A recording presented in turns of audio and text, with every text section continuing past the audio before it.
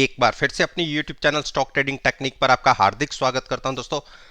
पिछला सेशन एक बहुत बड़ी बाउंस के साथ क्लोज हुआ और जैसा थर्सडे के लास्ट एक घंटे के अंदर हमने एक बहुत बड़ी गिरावट देखी थी, तो एक तरीके से जैसे ये कह सकते हैं कि उस दिन इन्होंने जो पुट सेलर्स थे उनको ट्रैप किया, क्योंकि मार्केट उस दिन तकरीबन 125 पॉइंट नीचे गिर गई थी। उसके बाद कॉल राइटिंग हुई और फ्राइडे के सेशन में कॉल राइटर्स को ट्रैप किया। तो निफ्टी में एक जो ये बाउंस देखा गया है, क्या ये सस्टेन हो सकता है? और मैं आपके साथ जो 10 स्टॉक्स के ऊपर बात कर रहा हूं, ये निफ्टी इंडेक्स के ही स्टॉक्स हैं।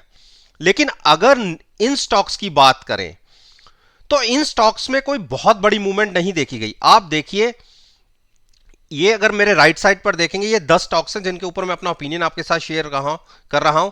इनमें देखिए 1 से 1.25% की केवल ये कह सकता हूं कि बढ़त देखी गई है, जबकि 2 स्टॉक ऐसे हैं जो गिरावट के साथ बंद हुए थे। तो फिर निफ्टी में कैसे इतनी बड़ी मूवमेंट आई? तो चलिए एक बार देखते हैं कि इन स्टॉक्स पर 24 मई की क्या पॉसिबिलिटीज बनती हैं। चलिए एक बार उसको देखते हैं। जैसे कि अल्ट्राटेक सीमेंट है, अल्ट्राटेक सीमेंट ने जैसे 6580 इसको क्रॉस किया, वो अब इसकी सपोर्ट बन गया है। आप देखिए, पहले 6 बार ये इसको क्रॉस नहीं कर पाया। देखिए यहां से अगर मैं बात करूं, यहां से, तो आप देखिए लगातार ये 6580 के नीचे ही बना हुआ था।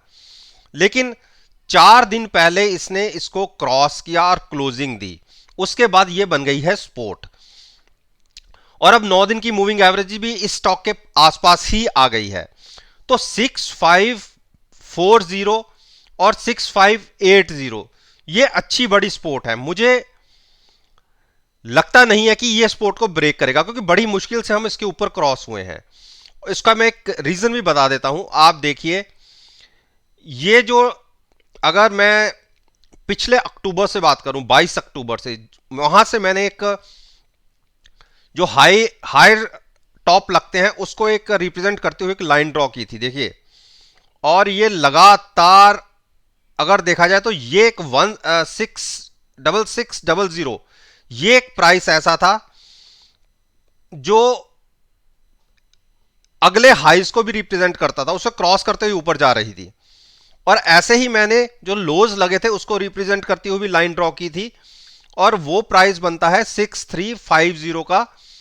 हम अगर बात करें 24 तारीख के लिए, यानी 24 तारीख के लिए जो सबसे आखिरी सपोर्ट बनती है वो 6280 की बनती है। यानी जहां से क्लोज हुए हम, वहां से तकरीबन 600 पॉइंट्स, 6 नहीं तो 400 पॉइंट्स तो आप मान लीजिए नीचे की। और रेजिस्टेंस बनती है 6900 की। अब आप कहेंगे कि इतने भी इस बीच में तो कोई भी कह सकता है कि इसके बीच में ट्रेड कर लीजिए। देखिए, मेरा मानना है कि हमें जो 6440 से नीचे क्लोजिंग नहीं मिलनी चाहिए, और मेरे को तो लगता है गिरावट नहीं आएगी स्टॉक के अंदर। 6540 ही बहुत बड़ा बैरियर है, जबकि कैंडल फॉर्मेशन एक बेरिश हैमर क्रिएट हुआ है, लेकिन 6580 ब्रेक नहीं किया। तो इसीलिए मैं अभी इसमें नेगेटिव नहीं हूं, मैं इसमें पॉजिटिव ही हूं। किसी को ट्रेड लेना हो तो क्लोजिंग मिली है 6645 की, eight the money put buy करके फ्यूचर्स लॉन्ग कर सकते हैं। हमारा टारगेट आने वाले दिनों में ये ट्रेंड लाइन होगी। अगर 24 को बात करूं तो वो 6800 बैठती है, 6870। ऐसे जैसे जैसे दिन बीतते जाएंगे हमारा टारगेट ऊपर रिवाइज होता जाएगा, तो आप लॉन्ग साइड पर रह सकते हैं। और हमने जो नीचे से एक बार तो यहां से निकले थे 6475 पर अपना प्रॉफिट लेके, और मैंने कहा था कि 6500 के ऊपर हम पॉजिटिव साइड पर ट्रेड लेंगे, और लिया भी है। उसके बाद ट्रैप भी हो गए थे, लेकिन फिर हम अच्छे प्रॉफिट के साथ ट्रेड कर रहे हैं। और मेरा यह मानना है कि एक बार 6700 मैंने बोला था, 6800 भी गया, लेकिन हमने पोजीशन स्केयर ऑफ नहीं की थी। लेकिन अब अगर एक बाउंस मिलता है 6750 680 के आसपास निकलते हैं, तो हम अपना प्रॉफिट लेके एग्जिट होंगे। आप भी लॉन्ग साइड पर पोजीशन हैजिंग के साथ ले सकते हैं अगर पॉजिटिव ओपन होते हैं तो। आईओसी, ऐसे ही देखिए आईओसी में ये जो पिछले, मैं यहां से बात कर लेता हूं, अगर आप यहां से आप नवंबर 4 तारीख से अगर देखेंगे तो जो लो लगे थे वहां से मैंने एक लाइन ड्रॉ की थी, आप ये देखिए, जो 104 के ऊपर इसको क्रॉस करती थी। और इसीलिए मैं कह रहा था कि 104 के ऊपर हमें क्लोजिंग, एक अच्छी क्लोजिंग होगी, एक बहुत बड़े सपोर्ट का काम करेगी उसके बाद, और एक 104 के ऊपर का क्लोजिंग मिलती है तो आप लॉन्ग में रह सकते हैं। ये मैंने, जब ये कैंडल फॉर्मेशन हो रही थी और जब ये एक के ऊपर एक हाइज लग रहे थे, तब मैंने कहा था कि 104 के ऊपर क्लोजिंग मिलती है तो नया ट्रेड आप ले सकते हैं। जबकि मैंने यहां पे कॉल बाय करके फ्यूचर सेल किया था और आपने देखा होगा कि मुझे अच्छा प्रॉफिट भी जनरेट हुआ था। उसके बाद मैंने ये कहा था कि एक बार हमें 95 96 के बीच में मिलेगा तो हम बाय करेंगे। उसका रीजन क्या था कि आरएसआई यहां पर ओवर बॉट हो चुकी थी, गिरावट मिली लेकिन उतनी गिरावट नहीं मिली जितनी मैं चाहता था, तो हमने लॉन्ग साइड पे ट्रेड तो नहीं बनाया। उसके बाद ये स्टॉक 110 तक गया और मेरा टारगेट था 112 और 114 के बीच में शॉर्ट बनाना, कॉल बाय करके एट द मनी, लेकिन स्टॉक वहां तक नहीं गया, उससे पहले ही गिरावट आ गई। अब मेरा यह मानना है कि देखिए, हमने इस ट्रेंड लाइन के नीचे क्लोजिंग दिया और 104 के ऊपर दिया, तो एक सीमित सा दायरा है। अगर ये दायरा ऊपर की तरफ ब्रेक हुआ तो आप मान के चलिए कम से कम 10 रुपए हमें ऊपर की तरफ ट्रेड करने को मिलेंगे। और अगर नीचे की तरफ ब्रेक हुआ और हमने 103 भी ब्रेक कर दिया तो हम 99 और 96 तक आ सकते हैं। तो इन दो रेंज के बीच में 107 और 104, इसके बीच में जब तक ट्रेड कर रहा है कोई ट्रेड मत लीजिए। 102 ब्रेक करता है, 103 ब्रेक करता है तो शॉर्ट कर सकते हैं 4 से 5 रुपए के लिए, at the money call buy कीजिएगा। और अगर ऊपर क्लोजिंग मिलती है 107.80 के ऊपर क्लोजिंग मिलती है तो आप लॉन्ग कर सकते हैं तकरीबन 5 रुपए के लिए। गेल, गेल ने देखिए फिर गिरावट दिखाई, लगातार 6-7 दिन से गिरावट दिखा रहा है। और मैंने आपसे क्या कहा था, हम जब ऊपर एग्जिट हुए थे, हम तो खैर 145 के आसपास एग्जिट हो गए थे, तो स्टॉक उसके बाद ऊपर तक भी गया था 165 तक, लेकिन हमने लॉन्ग पोजीशन नहीं ली ऊपर जाके। मेरा यह मानना था कि इस ट्रेंड लाइन को अगर ये छूता तो मैं यहां शॉर्ट पोजीशन लेता, क्योंकि हर बार यहां से ये गिरावट दिखाता है, आप देखिए। लेकिन ये यहां तक 170 तक जा नहीं पाया और हम शॉर्ट कर नहीं पाए। और अब नीचे के लेवल से अगर 142 और 129, आप कहेंगे 129 और 142 के बीच में बहुत फर्क है, बिल्कुल फर्क है। 142 अगर ब्रेक करता है तो थोड़ी सी गिरावट 135 तक आ सकती है और 135 पर हम फिर से लॉन्ग करेंगे, eight the money put buy करके फ्यूचर्स को लॉन्ग करेंगे। तो ये एक स्ट्रेटजी होगी, लेकिन वेट करके हमें ये ट्रेड मिलेगा। हो सकता है 1 या 2 दिन लग जाए, और ये जो भी ट्रेड मिलेगा ये हम जून एक्सपायरी के लिए लेंगे। टाटा मोटर्स ने फिर देखिए बढ़त दिखा दी। इतनी बड़ी गिरावट के बाद मैंने क्या कहा था, 300 के आसपास मिले तो लीजिए। और 3 अगर आप मेरी पिछली वीडियोस को देखें, इतनी बड़ी जब एक बाउंस दिख गया था, 325 तक के टारगेट हमें 2 बार देखने को मिले और दोनों बार हमें अच्छा ट्रेड मिला, लेकिन हमने शॉर्ट इसमें नहीं कहा था। और यह कहा था कि अगर डिप पर हमें मिलेगा फिर से 310 और 305 के बीच में मिलेगा तो हम वहां पे लॉन्ग करेंगे eight the money put buy करके।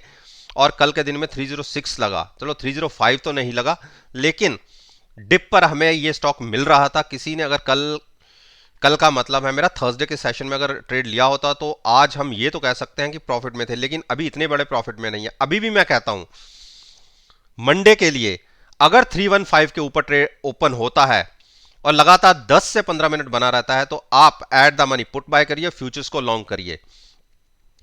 आने वाले दिनों में मैं आपको यह बता रहा हूं कि ये जो हाई लगा था 337 का, ये भी क्रॉस होगा और हम 350 तक के टारगेट्स देखेंगे। देखिए जो रिसेंटली हाई लगा हुआ है 358 का, और जो लगा था 2 मार्च को, 2 मार्च के बाद ये स्टॉक लगातार नीचे बना हुआ है। डिप पर बाइंग आपको मिल रही है और 350 के टारगेट के लिए मैं आपसे बात कर रहा हूं, तो आप लॉन्ग में रह सकते हैं। बाकी आपकी मर्जी है कि आपने कितना प्रॉफिट लेना चाहते हैं, कितने कंफर्टेबल हैं, तो आप वहां एग्जिट हो सकते। डिप पर बाइंग करने की ही स्ट्रेटजी रहेगी। यूपीएल, देखिए यूपीएल में हमने जरूर अपना प्रॉफिट जो 700 की कॉल में हमें मिला था और हमारा साथ में फ्यूचर सेल था वो हमने बुक किया, और 80 रुपए की कॉल पे हम शिफ्ट हुए थे, 80 रुपए की कॉल हमने बाय की और फ्यूचर्स को एज इट इज सेल रहने दिया।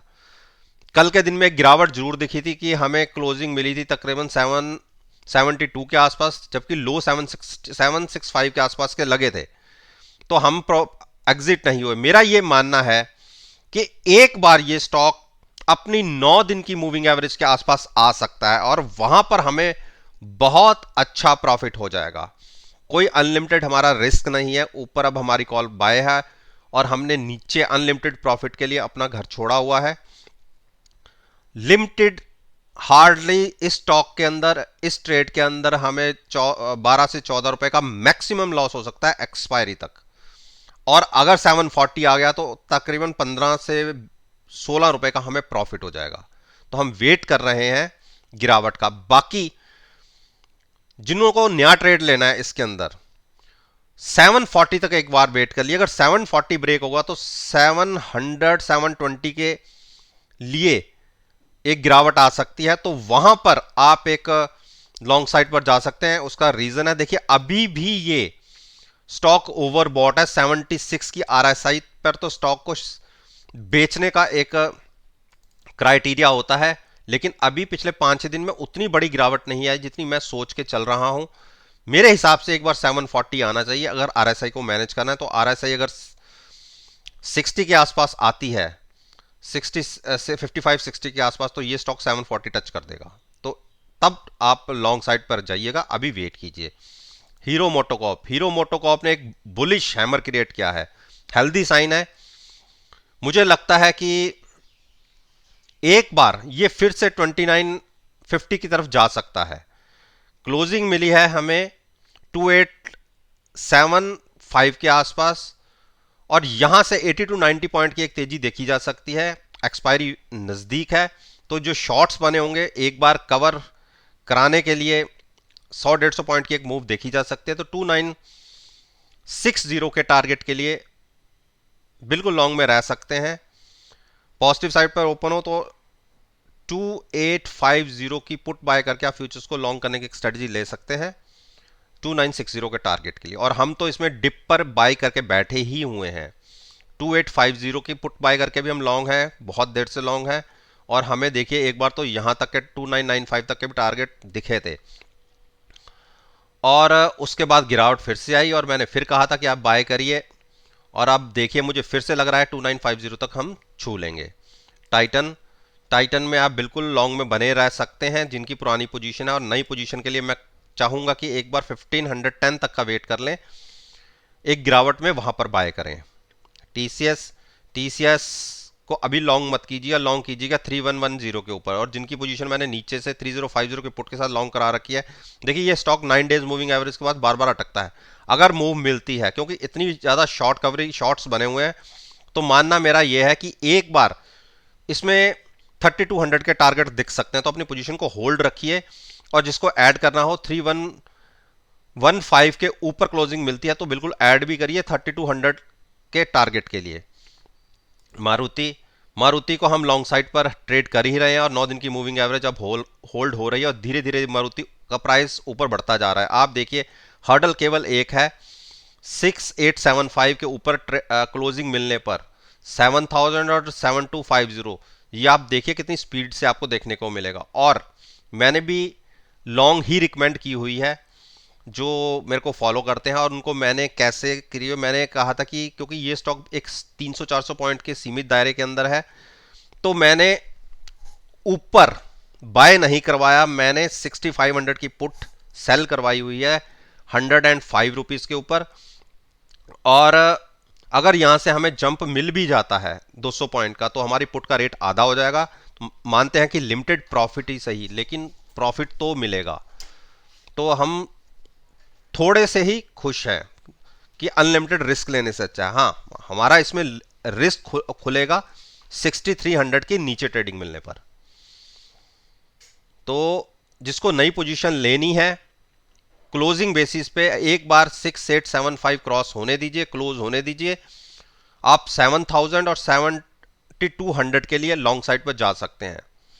और अगर डिप पर भी मिलता है 6745 या 6700 के आसपास, तो भी आप लॉन्ग कर सकते हैं हैजिंग के साथ, और ट्रेड लीजिएगा जून एक्सपायरी में। ब्रिटेनिया, देखिए ब्रिटेनिया ने हमें मायूस किया था, हमने नीचे 3450 के पुट के साथ फ्यूचर्स को लॉन्ग किया हुआ था, एक टाइम हम बहुत अच्छे प्रॉफिट में थे। मेरे को लगता था कि अगली जो दिन में हमें शुरुआत तेजी में मिलेगी, लेकिन नीचे खुले और वहीं से हमने तकरीबन 100 पॉइंट की एक गिरावट दिखा दी, यानी जो पुट हम खरीद के बैठे हो तो उससे भी नीचे हमारी क्लोजिंग, तो हमारा सारा प्रॉफिट यहां पर धुल गया जो हमने नीचे से बनाया हुआ था। बाकी पुट में ऊपर से 3675 के आसपास हमने जो eight the money put buy करके पोजीशन लॉन्ग साइड पर रखी हुई थी, उस पुट में तो हमें बहुत प्रॉफिट मिला है, लेकिन फ्यूचर्स में नुकसान आ रहा है। तो अल्टीमेटली हम ये कह सकते हैं कि 1 से 1.5% के आसपास हम नुकसान में हैं। लेकिन अगर ये ट्रेड हमारा एक्सपायरी तक 3500 आ जाता है तो हम बहुत अच्छे प्रॉफिट में आ जाएंगे। तो मेरा तो मानना यही है कि डिप पर बाइंग ही करनी चाहिए। लेकिन अब आप कहेंगे कि पिछले 7-8 दिन से ये कंसोलिडेशन का फेज चल रहा है, बिल्कुल चल रहा है, और यहां मैंने कहा भी था कि कंसोलिडेशन फेज यहां पे देखिए जैसे कितने 10-15 दिन चला था, यहां पर देखिए कितनी देर चला। तो हो सकता है कि यहां भी 8-10 दिन चले, जब यहां से गिरावट आई थी यहां रुका था, मैंने ये कहा था कि ये कंसोलिडेशन का फेज 15 से 20 दिन भी चल सकता है, और उस केस में प्रीमियम भी डीके होंगे जो ऑप्शन बाय करके हम चलेंगे फ्यूचर्स के साथ हैजिंग के लिए। लेकिन एक टाइम हम प्रॉफिट में आ गए थे अच्छे, हाँ ये मानता हूं कि वो सारा प्रॉफिट खत्म हो गया और हम फिर जहां थे वहीं आ गए। तो अब जिन्होंने नया ट्रेड लेना है, एक बार अगर 3475 के ऊपर क्लोजिंग मिलती है तो आप लॉन्ग ले जा सकते हैं 3530 के टारगेट के लिए, और हम तो अपनी पोजीशन को होल्ड करके बैठे हुए हैं। बाकी आपकी मर्जी है कि आप यहीं पे बाय करना चाहते हैं या 3475 के ऊपर बाय करने चाहते हैं, ये आप डिसाइड कर सकते हैं। तो दोस्तों, ये मैंने निफ्टी इंडेक्स के 10 स्टॉक्स जो निफ्टी इंडेक्स के अंदर बहुत अच्छी वेटेज रखते हैं, उन पे ऊपर मैंने अपना ओपिनियन आपके साथ शेयर किया है। और मेरा ये मानना है कि अगर मेरी इस वीडियो को आप 24 मई जो सेशन होगा अगला, उसके साथ एनालाइज करेंगे, यकीन मानिएगा आपको बहुत अच्छे पॉजिटिव रिजल्ट्स देखने को मिलेंगे। और वीडियो अच्छी लगी हो तो लाइक जरूर कीजिएगा, शेयर कीजिए, मेरे यूट्यूब चैनल को सब्सक्राइब करना मत भूलिए। इस बात के साथ मैं आपसे विदा लेता हूं और एक नई वीडियो के साथ फिर से आपके सामने आऊंगा। तब तक के लिए